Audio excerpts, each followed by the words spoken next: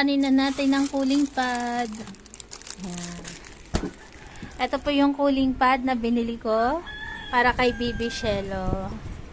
Ayan. Ilalagay po natin sa kanya kasi meron po siyang sakit na hypothyroidism.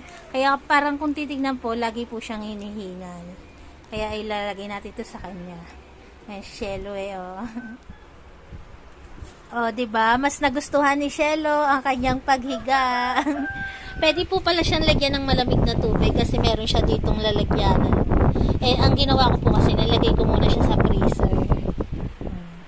Ayan po. Sarap na sarap si Shelo oh. Malamig nga naman eh. Meron pa akong extra binili para kung sakaling wala na tong lamig, meron na akong pamalit na panglagay sa kanya.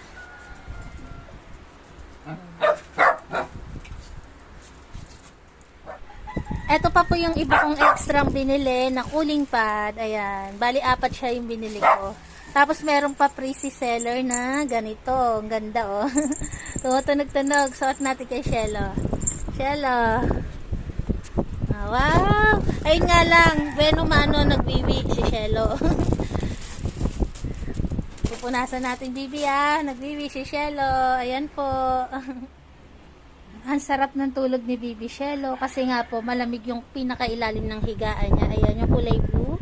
Ayan ang cooling pad. Nilagay ko po sa ref para lumamig yung pakiramdam niya.